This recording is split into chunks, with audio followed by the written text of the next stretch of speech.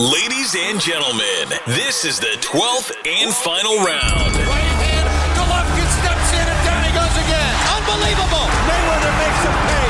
What a rookie mistake. A sensational left hook by De La Hoya. It's facts. I'm the best. You know what I mean? Sometimes I don't want to believe it myself, but it's the truth. I'm the best. I'm going to show you how great I am. From Southern California, this is the Last Round Podcast. Hey guys, thanks for listening to the bonus show that the Last Round team, Mike and I, have recorded from Carson, California at the Dignity Health Sports Park, formerly the Home Depot Center and formerly, which is probably the most popular name, the StubHub Center, for the Miguel Berchelt's win to retain his WBC World Championship at 130 pounds over Jason Sosa. In a stoppage win. Mike and I were there live to cover the fight, right there ringside. And we also recorded a on-location live show after the fight. As you can see from the title, because obviously you clicked and checked it out, Regis Prograis was on hand to catch this fight. And he was nice enough and kind enough to jump on the show with us after the fights and give us his take on the main event between Miguel Berchelt and Jason Sosa. He also talks about his fight against Josh Taylor last week, or within the last week or so in London. He had just came back. He mentioned that he had just flown into LA Wednesday night or Thursday morning early. So he's only been in the States maybe 2-3 days. He said his body's not acclimated, but he was kind enough to jump on. But just before we go into that interview, I do want to put a disclaimer out there that Mike's microphone he actually turned it off on accident during like the first 30-45 seconds of this interview. So, you know, we apologize for that, but however, you can hear my voice and you can hear Regis Prograis, and you can vaguely hear Mike in the background. So if you really listen and maybe turn up your stereo in your car or on your earbuds, you can still hear Mike and hear his questions. So I just wanted to come on here before we throw it into that interview and apologize for that, guys. But, you know, we appreciate you guys listening.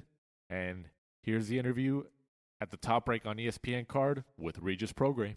And now it's time for the Last Round interview of the week.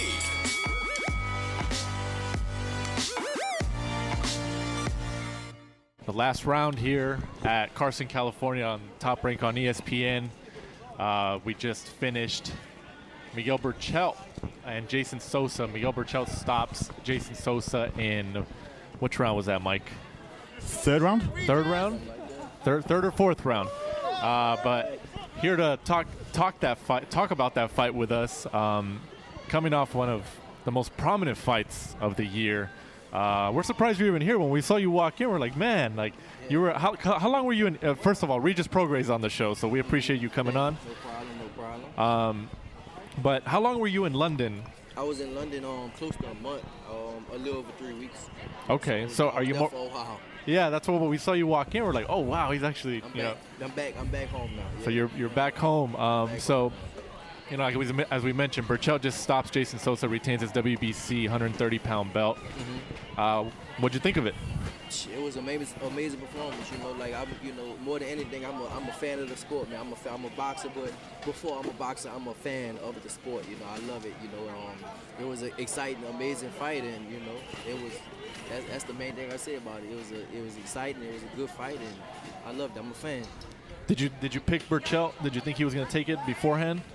I didn't know too much about him going into it. To be honest, I can't say I picked him or not. I just came, just to watch the fight. Because another fellow world titleist in that division, Tevin Farmer, was also actually here ringside, and he actually put $5,000 on the opponent, on Jason Sosa. I don't know if you're aware of that, but I didn't know that. No. Yeah. He put that out on social media. That's why he was behind my head, so for Sosa to win.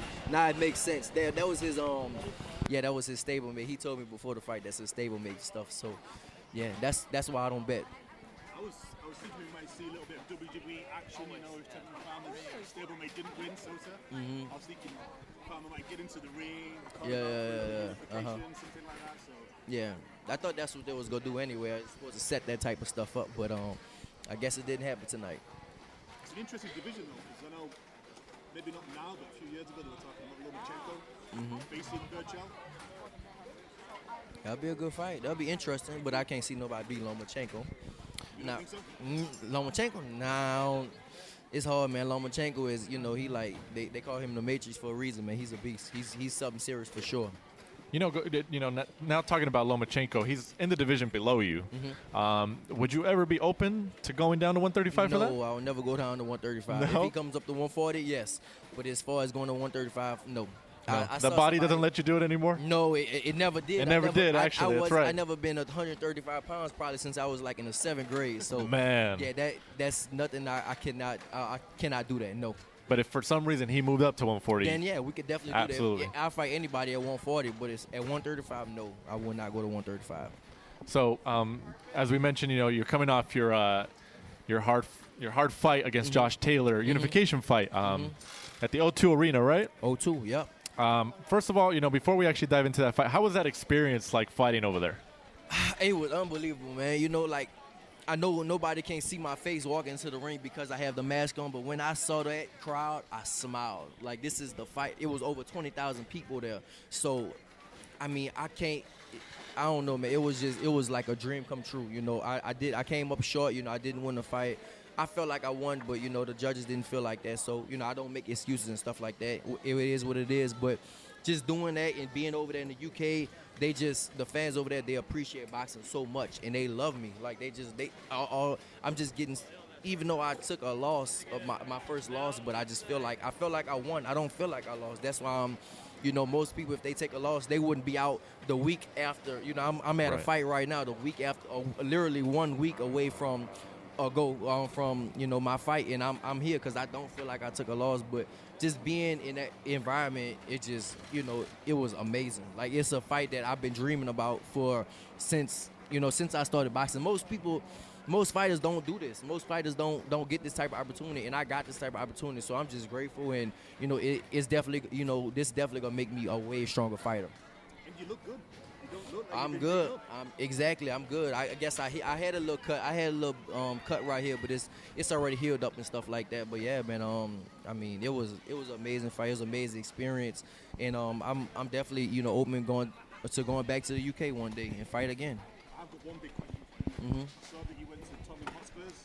Yeah. And you know that football's a religion in the UK. Exactly. You can probably tell I'm from the UK. Yeah. So are you officially a Tottenham fan? I can't say that. I'm not gonna say that. You know why? Because I got a lot of shit from other fans. They was like, "Come on, man, you gotta take that jersey off." Because they gave me a jersey, put my name on it, and I'm not even into the sport like that. So maybe I don't need to rep one team so much. So maybe when I go over there next time, I'll rep the opposite team. Because I'm a Newcastle United fan. You're welcome. We don't win anything. Fans we can get, so. Yeah. But it was cool, man. I went to the stadium, watched the game. It was just, the whole experience was a unforgettable experience. Fans are different. The atmosphere is crazy, isn't it? Definitely. And even like I went over there 3 weeks before the fight, and just even me going over there, it just did so much, because like the fans just gravitated towards me. They think they treated me like I was a fighter from the UK, and I'm way from over here, and they treated me like I was from the UK. So, I'm just, forever grateful for that type of opportunity. I think I'll be spoiled, man. Over 20,000 people fighting in front of that type of crowd. I think it definitely spoiled me.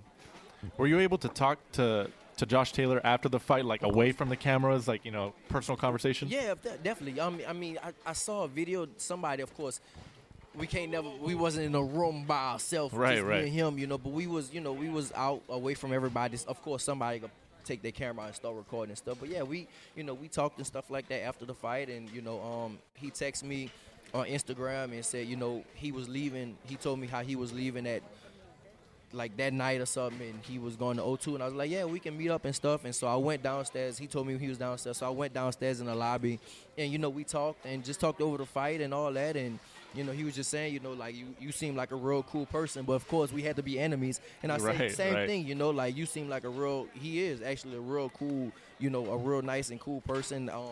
his whole family, you know, his daddy, all his friends, his girlfriend, they was all there. Everybody, we taking pictures, all very cordial, whatever, you know, with each other. But I told him, you know, we're gonna have the rematch one day, and right now we are friends. But one day we're gonna have the rematch, and we will be enemies again. And it's probably gonna be worse the second time. But right now, you know, it's cool, man. I tip my hat up to him. You know, he's fought a great fight, and I think it was just his time for, you know, it was his time for to get his belts, and I'm happy for him right now. Would you go back to the UK for the rematch, or would you go to You know what? It depends on the money. I think we'll have to probably come back this way. This time we'll have to come. I think we'll definitely have to come back this way because you know, we did it over there the first time. I didn't get the decision. It was a very close fight, but I won't blame it on judges. I won't say that, you know, nobody robbed me or cheated me. I won't never say nothing like that. But I think, you know, the next time, you know, we'll have to put it in the U.S. What about New York, maybe? New York. That's what I was saying the first time. The first time, right. I thought instead of being over there, it could have been in New York, and it could have been a huge fight in New York. But I'm glad it was in London because it definitely was bigger in London than it would have been in New York. I definitely think so for sure. Over 20,000 people, man. Yeah. Like most people can't even do that here. So Absolutely. To do that over there, for me, unbelievable experience. Are you glad that the World Boxing Super Series ended up being complete? Because obviously, you know, there was times where it was going to fall through, but I think personally, like, you've become a superstar really because of the World Boxing Super Series. Yeah, I mean, I'm glad I'm glad I competed in the World Boxing Super Series also. You know, I think it did wonders for my career. If it wasn't, you pulled out, or said you pulled out, it was. I just had to get it. They had to get my money together. Business issues. It was Yeah, just business. issues. Right. It was right. never about Yeah. me trying to pull out and not trying to fight and stuff like that. It was just like, you know, get this together, get my contract together. It was some things they had to get straight in the contract. They got those things straight, and then the fight was on. That's all. So we're here, obviously, in Carson, California, at a top rank card. And you're promoted by Lou DiBella, right? Yeah. So we were talking about Lou DiBella earlier when we saw you, and the good thing about Lou DiBella is that he works with pretty much every promoter. So that makes you very versatile. You know, you can kind of fight pretty much anybody because Lou DiBella is not really tied to anybody. So being here at a top rank card, you know, Jose Ramirez has a belt at 140. Yep. He has two belts at 140. Actually, yeah, you're right. Excuse me. He has two belts at 140. And just because you don't have a belt anymore doesn't mean you're not still one of the top guys at 140. I still feel like I am the top guy, to be honest. Right. I still feel like I am the number one. Even though Josh Taylor beat me, I still feel like, you know, I heard him a few times in the fight. And I said this earlier. I feel like maybe right now I'm still number one. Maybe it's like 1A, 1B. Maybe we can put it like that, 1A and 1B. I still feel like I'm the top dog right now at 140. No matter what, no matter my record, nothing like that. I still feel like I'm the top. And you know, next I do want to see. I want to see them fight for the undisputed, get all the belts. You know, so let them do that, and then maybe I get the winner of those two. Who would? I mean, because obviously, you know, either one would be a great matchup. You know, whether it's you against Ramirez, you against Taylor again in a rematch, Taylor and Ramirez, all three of you are like interchangeable. Yeah, in a exactly. sense. And you know, because obviously seeing you here, obviously your relationship with Top Rank is good. You know, they obviously knew you were coming. You know, they gave you some access. Have you talked to Top Rank at all, or anybody in terms of making a fight with Ramirez in the future? We always been talking to Top Rank to try to make a fight with Ramirez. We've been trying to do that, you know, for a long time. Right. But I think now they're probably interested. Well, he has to worry about Postal. He's fighting Postal next over in China. So after that, then, you know, he's locked into a fight right now. So after that, then we'll see what's going on. But, of course, I will definitely want to fight Ramirez. And I think I have to fight Josh Taylor again. It's no way that I would not fight Josh Taylor again. We have to. The fight was too close. The fight could have went either way. He got the decision, but it definitely could have went either way. So me and him definitely have to fight again. And, I still want to fight Ramirez also. So all those fights are still on the table, but right now, you know, I don't think Josh has nothing scheduled. I don't have nothing scheduled. Ramirez is the only one that have something scheduled right now. After he fights, then, you know, we'll see what's shaking. If we get the Josh Taylor Ramirez, who do you favor in that? Josh Taylor for sure. I mean, Ramirez is a good fighter, but I think Josh Taylor, he's definitely stronger, and he's stronger. His body's very strong, and he could take a lot of punches. He could take a lot of hits. He been in a lot of wars before. Sometimes being in all those wars so early, it does something, you know, it could affect you negative. But I still fancy Josh Taylor right now. Yeah. Do you think? Well, you mentioned that you still think you're the best in the division regardless. So Of like course. 1A, 1B. Yeah. So who would be number 2? Ramirez? Yeah.